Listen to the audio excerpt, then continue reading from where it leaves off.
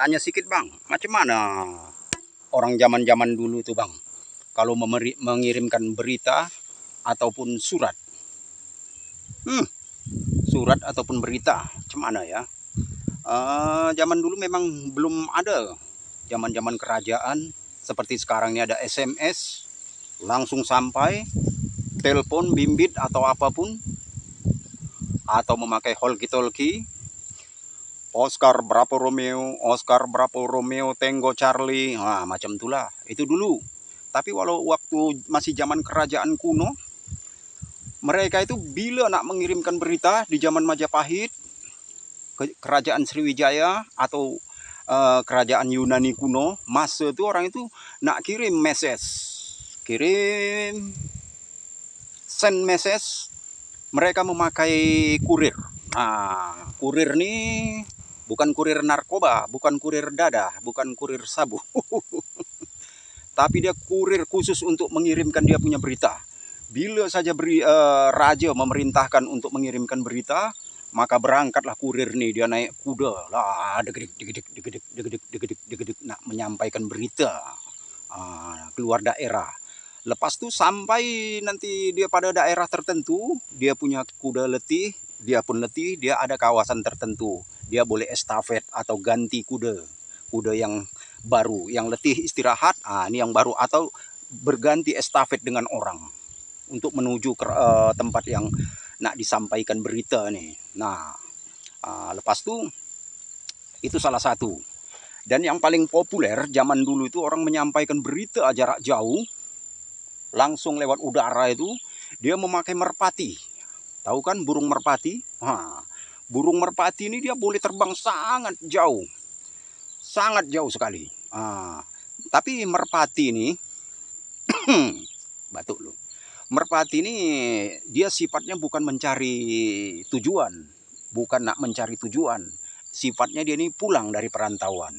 Jadi merpati ini dia dilatih dari sejak lahir, dia lahir dekat satu tempat. Lepas itu sampai dia dewasa, dia dibawalah sampai kemana pun, sampai kemana jauhnya pun. Nah, jadi bila ada hal-hal penting nak kirimkan surat, dia surat itu dia diikat pada punggung atau kaki merpati dengan aman lah. Lepas itu dia terbangkan, merpati ini pulang. Nah, sifat merpati itu pulang. Jadi kalau nak kirim lagi ke sana, merpati yang dipelihara dekat sana itu dia bawalah kemari. Nah, ini sangat populer. Bahkan ini sampai dipakai sampai ke peperangan dunia satu, dunia kedua masih pakai merpati. Waktu kapal dari Irian Jaya, Indonesia, merapat ke Batavia, waktu itu masih pelabuhan Tanjung Priok, Jakarta. Dia punya nama masih Batavia. Macam itu. Begitu merapat ke Tanjung Priok, langsunglah pihak Belanda ini langsung lepaskan merpati, bagi kabar dekat Irian Jaya bahwasannya kami dah sampai. Hebat nih bang, merpati boleh macam itu? Boleh. Merpati ini dia punya sensorik dekat kepala nih, dia punya alat navigasi alami. Dia boleh membaca gelombang elektromagnetik dekat bumi ini. Macam itulah. Makanya rata-rata binatang itu mempunyai sensorik gelombang elektromagnetik. Bahkan kadang-kadang dia lebih laju dari alat-alat yang canggih ini, dia boleh mengetahui duluan kadang-kadang daripada sensor anti tsunami itu. Nah, awak ingat kan waktu terjadi tsunami 2024 dekat Aceh.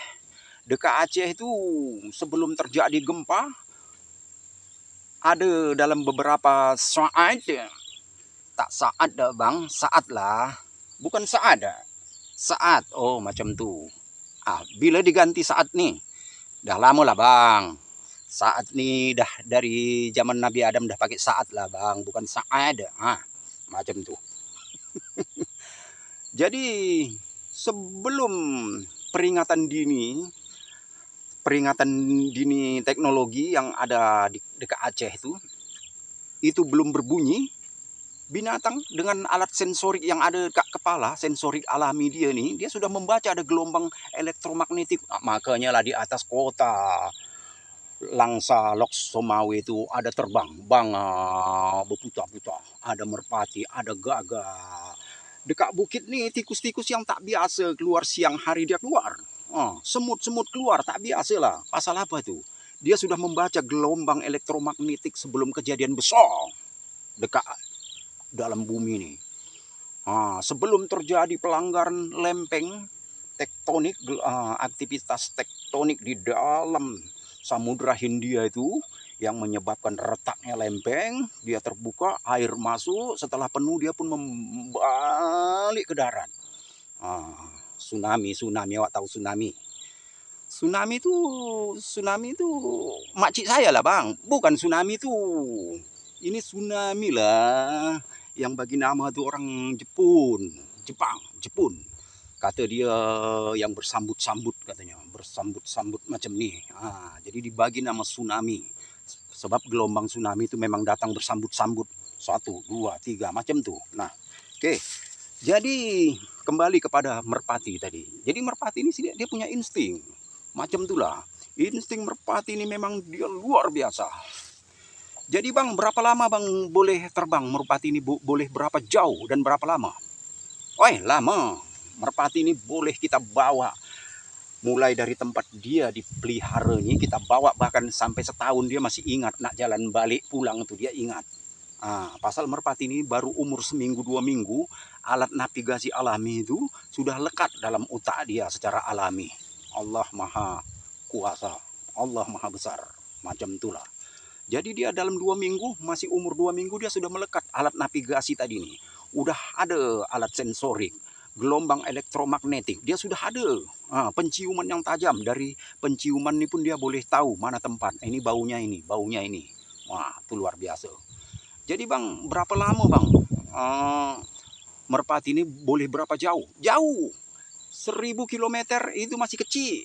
Boleh terbang sejauh 1000 km. Merpati ini pernah memecahkan rekor dunia Guinness Book kalau tak salah, kalau salah minta maaf. Jadi pernah 1931 merpati ini pernah dilepaskan dari Aras, Prancis. Merpati ini dilepas terbang sampailah ke kota Saigon, Vietnam. Itu sejauh 11.600 km dia tempuh terbang dalam masa 24 hari. Mana dia makan tuh bang? Dia makan. Begitu dia terbang, memang tak bagi makan. Merpati ini punya insting kehidupannya tinggi. Untuk mencari makan tuh dari jauh pun dia udah tahu mana-mana tempat yang ada banyak makanan boleh makan. Dia turunlah dulu. Haus, dia cari air, minum. Lepas tuh makan. Lepas makan dia nyanyi-nyanyi lah kejap lah macam tuh. Lepas tuh dia ingat lah anak bini kat mana, terbang lagi. Sampailah selama 24 hari ke kota Saigon. Luar biasa, macam itulah. Jadi orang-orang dulu itu kalau dia nak perang pada kerajaan-kerajaan kita dulu tuh, dia intai dalam hutan, mana ini camp musuh nih, markas musuh. Tapi bawa merpati di sini, bunyi-bunyi lah merpati. Diam. Diam tuh musuh lah, ada lawan. Diam. Macam itulah. Bawa, nampaklah markas musuh kan, camp musuh. Dia tulis lah, ini musuh di sini. Dia tulis pada daun. Zaman dulu belum ada kertas. Pada daun dia ukir-ukir adalah kode-kode tertentu, sandi-sandi tertentu. Lepas itu dia ikatkan pada merpati yang bising nih, bising sangat, dia keluarkan diikat. Dia terbang kan, merpati pun bawa berita lah, dia ikat kan surat pada daun tadi, bawa berita ke markas. Baru markas serang lah, macam tuh. Ada lagi bang cara lain bang menyampaikan berita? Ada. Kalau macam Eropa zaman Yunani kuno, pada kerajaan zaman Yunani kuno, mereka tuh memakai orang pelari cepat. Pelari cepat ini dia memang khusus orang, dia boleh lari, fisik tenaga dia kuat, memang dia kondisikan lah dari mulai kecil. Dari mulai kecil dia sudah dilatih untuk menyampaikan surat message nih, pesan, sampai kemanapun dia boleh lari sejauh 100 sampai 150 km dalam sehari. Lari naik batu bukit, naik turun tak boleh berhenti, boleh berhenti tapi sekejap, lepas tu lari lagi nak menyampaikan berita dari raja ni kepada permaisuri, bahwasannya raja ni nak meminang permaisuri yang nan cantik nan jelita ni, atau menyampaikan kita sekejap lagi nak berperang. Nah, macam itulah dia lari. Nah, makanya lah di zaman Yunani kuno itu jasa-jasa pahlawan daripada pelari-pelari maraton ni dikenang. Dibuatlah Olimpia. Sebelum ada Olimpiade, sebelum ada pekan olahraga nih kan, sukan-sukan kata orang Malaysia, mereka ini sudah dikenang dengan acara Olimpia pada tahun 177 sebelum Masehi. Wah, lama tuh Bang, lama sebelum Nabi Isa lahir. Boleh-boleh jadi masih zaman Plato atau mana lah. Mungkin pulau atau benua Atlantis yang katanya tenggelam ke laut itu mungkin zaman itulah agak kula. Jadi dikenang dalam acara Olimpia, sukan, Olimpiade kalau zaman sekarang. Jadi Olimpiade itu sebelum zaman modern nih, dia di zaman sebelum Nabi Isa 177 tahun SM sebelum Masehi. Artinya sebelum lahir Nabi Isa mundur ke belakang 177 tahun. Olimpiade. Olimpia. Nah, lepas itu udah dekat zaman modern ini barulah dia rubah jadi Olimpiade. Jadi asal dia Olimpiade itu memperingati dan menghargai jasa pada pelari maraton yang mengirimkan surat-surat nih. Zaman gladiator. Nah, itu dulu. Nanti durasinya panjang kali.